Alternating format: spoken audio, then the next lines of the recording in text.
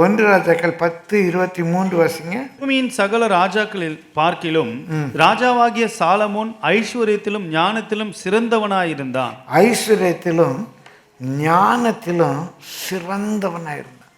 3வது, தேவனுடைய தீர்மானப்படி நமக்கு ஐஸ்வர்யம் பெருகணும்னா ஞானத்தை கேட்கணும்.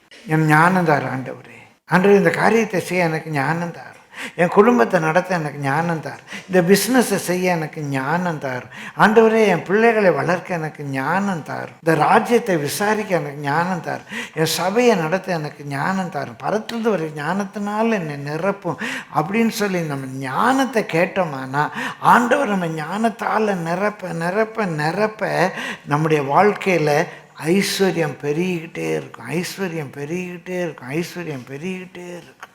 ஞானங்கிறத நான் பலமுறை சொல்லியிருக்கேன். ஞானம் என்று சொன்னால் தெர் இஸ் அ நோபல் கோல், ஒரு உயரிய லக்கு இருக்குது. நான் இப்படி வரணும், இப்படி இந்த பிஸ்னஸ் செய்யணும், இப்படி இந்த வீட்டை கட்டணும், இப்படி என் பிள்ளைய படிக்க வைக்கணும், ஏதோ ஒரு உயரிய லக்கு இருக்குது. அந்த உயரிய லக்கை அடைவதற்கு பணம் சம்பாதிக்கணும், ஒரு உயரிய லக்கு, தப்பே கிடையாது. பணம் ஆசை தப்பு, பணம் தப்பு. இந்த உயரிய லக்கை அடைவதற்கு what is the right way, எது சரியான வழி, தேவன் எனக்காக வச்சிருக்கிற வழி என்ன, நான் ஏதோ குறுக்கு வழியில் அங்கே போய் இங்கே போய் இடிச்சிட்டு நான் செய்ய வேண்டாம். Death of wisdom. 2வது, எது எளிய முறை, எப்படி சிம்பிளாக செய்யலாம், அதை குறைவான பிரயாசம், குறைவான பிரயாசம், இவ்வளோ பட்டால் போதும், அதான் விஸ்டம்.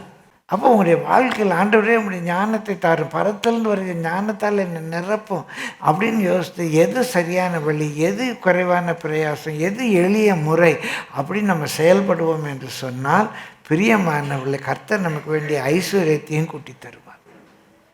நம்ம ஞானத்தை தேடணுமானா ஐஸ்வர்யம் தானாக நம்மை ஃபாலோ பண்ணும்.